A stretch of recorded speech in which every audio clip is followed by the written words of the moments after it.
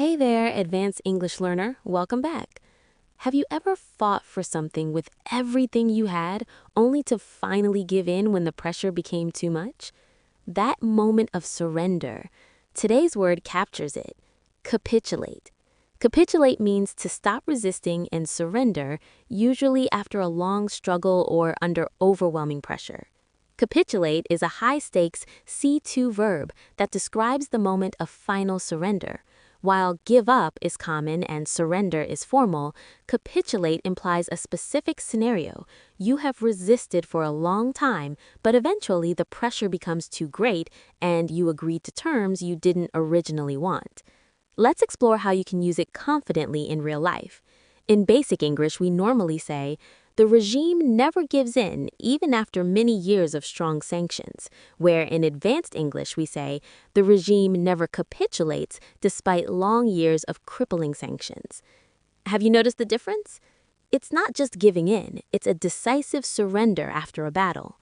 Let's look at next examples and see the usage. He tries to stay disciplined, but eventually capitulates to distractions. Next, after weeks of protests, the mayor capitulated to the demands of the activists. This word carries the weight of a long struggle. You don't capitulate immediately. You capitulate after a negotiation or a siege. It suggests that the person surrendering has been defeated by logic, force, or exhaustion. Now let's build the word family together. Capitulation is the noun. For example, the platform's capitulation to advertiser demands altered its ad-free promise. Let's look at the adjective forms related to capitulate. You might hear words like capitulatory or capitulated. For example, the capitulatory terms of the agreement were controversial among negotiators, and the capitulated leadership faced backlash from members. However, it's important to know that these forms are very rare in modern English. In everyday communication, native speakers usually prefer simpler and more natural expressions. Instead of saying capitulatory terms, people often say terms of surrender or terms of agreement under pressure. And instead of capitulated leadership, you might hear a leadership that gave in or a leadership that surrendered. Now, what about the adverb form?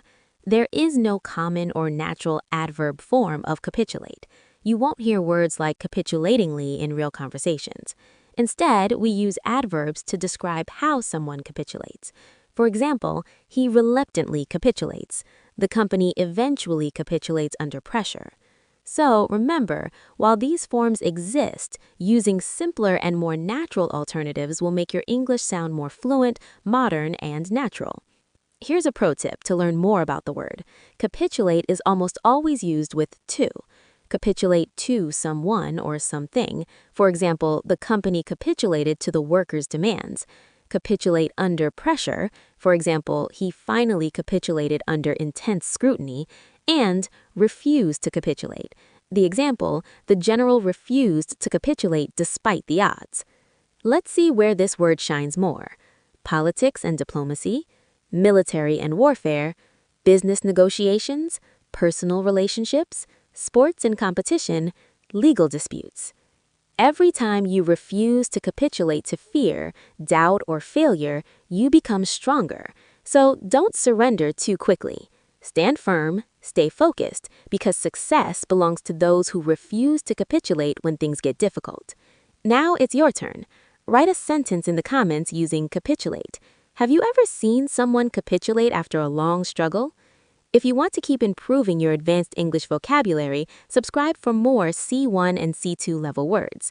Keep learning, keep growing, and never capitulate to your limitations. Don't forget to like the video and subscribe to Atlas Academy for more daily advanced English vocabulary.